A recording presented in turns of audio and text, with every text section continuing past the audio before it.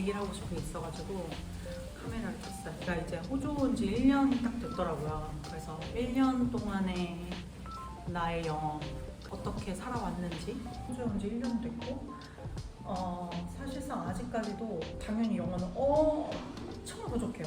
진짜로. 하지만 그런 영어를 말하는 거에 대한 두려움은 거의 사라진 것 같아요. 무서움, 두려움이 사라졌기 때문에 그런 것들을 어떻게 극복했는지, 그리고 왜 영어를 배우려고 했었는지에 대해서 좀 얘기를 해보려고 합니다. 호주 오기 전으로 돌아가서 제가 왜 영어를 배우고 싶었는지, 그리고 제 원래 영어 실력은 어땠는지에 대해서 얘기를 해보자면, 저는 이제 초중고를 중국에서 나왔어요. 아버지가 주재원으로 중국으로 가셨기 때문에 저는 이제 가족 이민, 저는 이제 중국으로 유학을 간 게 아니고 이민을 간 거였죠. 그래서 중국에서 초중고를 나왔기 때문에 또 거기서 이제 국제학교를 나왔어요. 그래서 한국의 수능 영어나 뭐 한국 일반적인 영어 수준보다는 조금 더 높은 수준의 영어 교육을 받았기 때문에 뭐 그렇게 영어에 대한 지식이 아예 없는 정도는 아니었고, 이제 전 중국에서 살았고 그렇기 때문에 중국어가 좀 더 편한 상황이었죠. 또 이제 대학교를 숙대 경제학과를 나왔는데, 숙대 경제학과를 다니면서 제가 중문학을 복전을 했어요. 그래서 또 대학교 때도 영어보다는 중국어에 좀 더 초점이 맞춰졌었죠. 그리고 그 이후에는 이제 화장품 회사에서 중국 쪽 마케팅, 중국 사업, 영업 이런 일을 하면서 일하는 것도 사실 중국어랑 더 관련이 돼 있던 사람이었어요. 그래서 중국어가 하나의 저의 무기였기 때문에 그런 거를 이제 살려서 일을 하는 게 저의 삶이었는데, 제가 마지막에 일했던 회사가 약간 외국계 회사였어요. 이사진들 중에서도 외국인이 있고 막 그런 상황이었는데, 나는 중국 비즈니스 팀에 있었어요. 그래서 중국에 출장을 왔다 갔다 거리면서 중국 사업을 이렇게 넓히는 그런 팀에 있었는데, 어느 날 저희 팀장님이 새로 오셨어요. 근데 그분이 굉장히 일도 잘하시고 스펙도 굉장히 좋으신 분이었는데, 그분은 중국어를 못 하시는 거예요. 근데 영어는 겁나 잘해.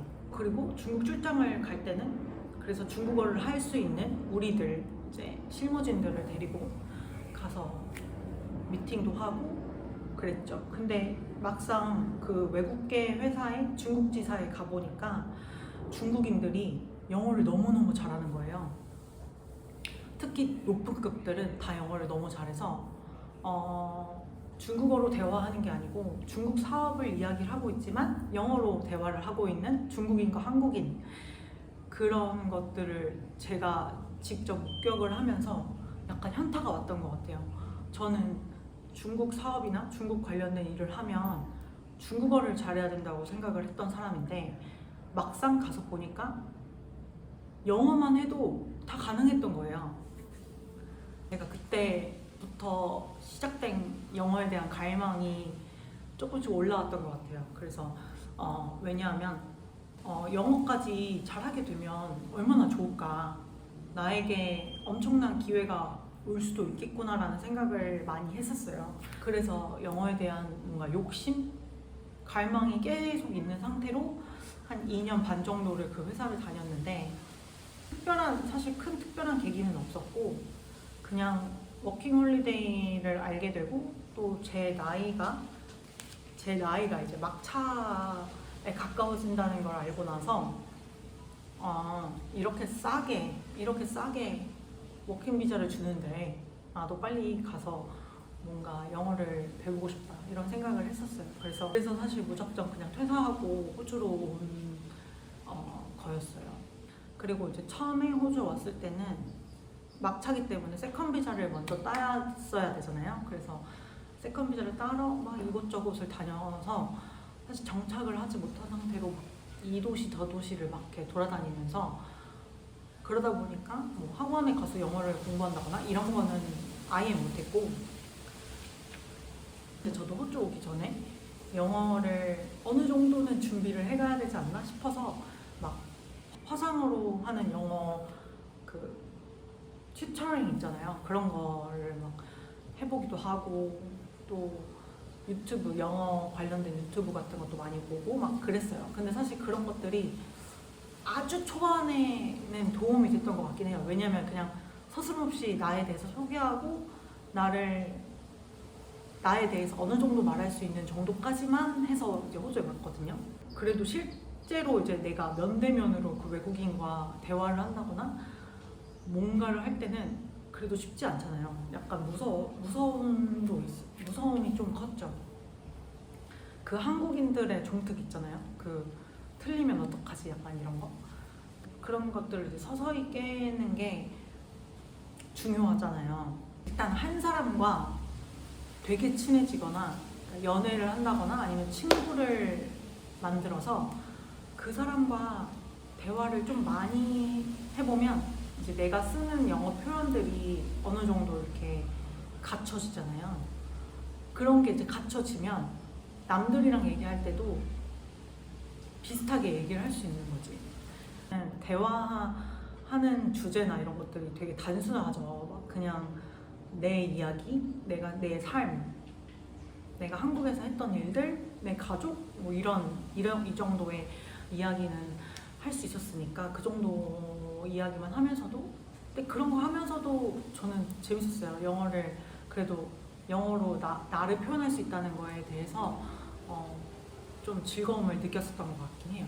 두려움이 더 크잖아요, 사실은. 그냥 입을 떼는 게 조금 어려웠었으니까 제가 그때 사용했던 방법은 술을 먹는 거였어요. 이상하게 사람이 술을 마시면 그 약간 뭔가 이렇게 그게 되잖아요. 각성되듯이 두려움이 좀 사라지잖아요.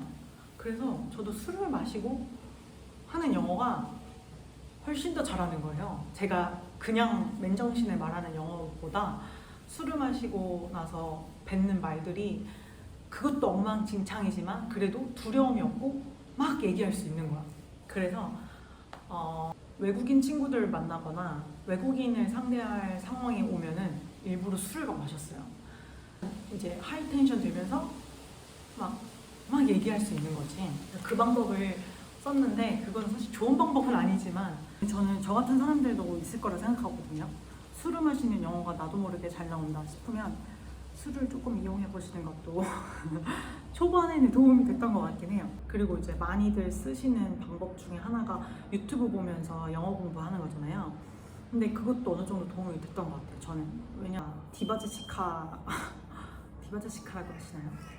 디바제시카 유튜브를 되게 좋아하는데 사실 원래 디바제시카를 그 미스터리한 그런 범죄 이야기들 많이 해주시잖아요. 그런 거 보면서 알게 된 유튜브였는데 알고 보니까 영어 유튜브시더라고요, 원래. 그래서 그분 유튜브를 보면서 공부를 조금 했었어요. 그리고 영어 채널이 좀 좋은 게 영어 그 일상에서 쓸 수 있는 표현 같은 것들을 많이 알려주시고 또 상황극 같이 이렇게 상황에 맞춰서 영어 표현 같은 거를 하나하나 다 설명을 해주시는데 되게 쓸만한 표현들이 많았어요. 그래서 근데 사실 그 디바제시카 분은 저에게 알려준 영어 표현은 한 50개 정도 돼요. 근데 그 중에 딱 하나만 기억이 나는 거지. I feel the same way. 아 맞아 나도 그렇게 생각해. I feel the same way. 이게 한 번도 써본 적이 없는 표현인 거예요, 내 인생에서.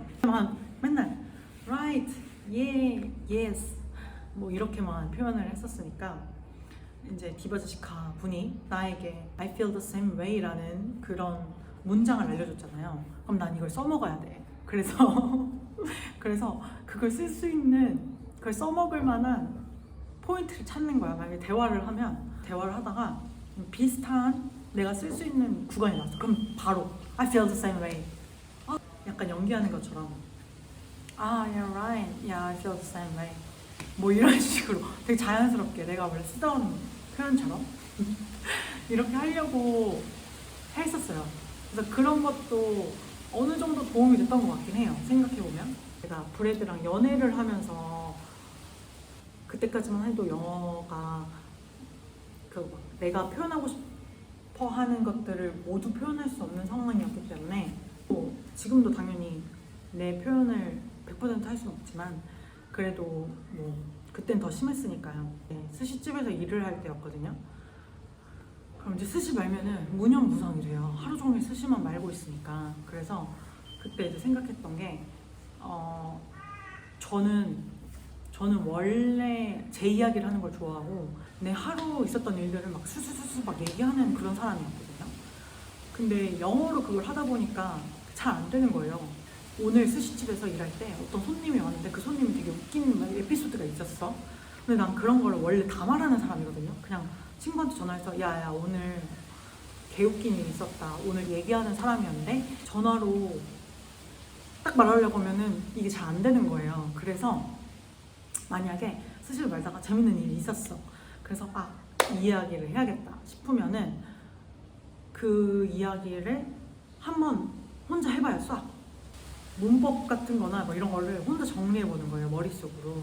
Today one customer came to get some sushi 막 이러면서 통화할 때 어떤 걸 말해야겠다라는 거를 혼자 만들어 보는 거예요. 모든 문장을 싹 이야기를 그 브래드한테 이따가 말해줘야 될 스토리들을 한 두세 개 정도를 혼자 구상해서 그리고 나서 통화할 때는 마치 내가 방금 얘기하는 것처럼 방금 생각해서 얘기하는 것처럼 연기를 해야죠. 또 좀 더 자연스럽게 내가 하고 싶은 말을 할 수 있잖아요. 좀 재밌었던 포인트들도 잡을 수도 있고. 왜냐하면 한국말로는 이게 술술술 나오지만 영어로 내가 오늘 웃긴 일 있었다 이러면서 막 얘기하면은 사실 뭐가 웃긴지 잘 모를 수 있거든요. 왜냐하면 영어가 부족하기 때문에. 그래서 이제 그런 것들을 하려고 노력했던 것 같아요. 그리고 브래드 가족들, 친척들, 그 친구들 만날 때는 진짜 사실 아직까지도 그 여러 명의 호주인들이 막 얘기하고 있으면 무슨 말인지 귀 하나도 안 들어오거든요. 그러니까 집중을 해야 이제 들어오는데 너무 힘들잖아요. 그거 어떻게 우리 몇 시간 동안 계속 집중하고 있어. 그렇기 때문에 사실 멍 때리는 게 반이고 반 정도는 이제 내가 적당히 말할 수 있을 때는 이제 치고 들어가고 안 그럴 때 그냥 가만히 있고 약간 이런 그런 원래의 저의 성격이라면 가족, 친척들 다 모였을 때 혼자 주절주절 얘기하고 혼자 더 떠드는 그런 성격인데 그런 거는 아직 못하고 있죠. 그래서 그런 거를 할 수 있는 날이 오면 얼마나 좋을까 이런 생각을 계속 하면서 항상 지내고 있습니다. 제가 벌써 호주에 온 지 1년이 돼가지고 기분이 묘해요. 얼마 안 된 것 같기도 하고 또 어떻게 생각해보면 엄청 긴 시간이었던 것 같기도 하고 한데 벌써 한 살이 먹었다는 거를 벌써 한국 나이로 32살이더라고요.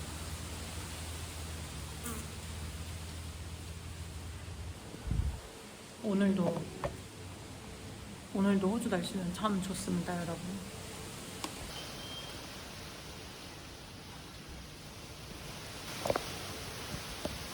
저랑 비슷한 시기에 호주에 오셨던 분들은 1년이 다 돼가거나 이제 1년이 넘었을 텐데 다들 어떻게 살고 있는지 그때 브리즈번에서 막 만났던 친구들은 어떻게 살고 있는지 궁금하기도 하고 호주에서 재미있게 추억 쌓으시고 좋은 경험하시고 한국으로 돌아가시고 싶으신 분들은 돌아가시되 호주에 남고 싶으신 분들은 또 호주에 남는 길을 선택해서 잘 행복하게 사셨으면 좋겠습니다. 마지막 유튜브가 아닌데 무슨 유언장처럼 남긴 것 같은데 뭐 어쨌든 저는 이제 앞으로의 호주 생활이 어떻게 될지는 아주 재미있는 일들이 많을 거라고 기대하면서 그렇게 살겠습니다. 안녕.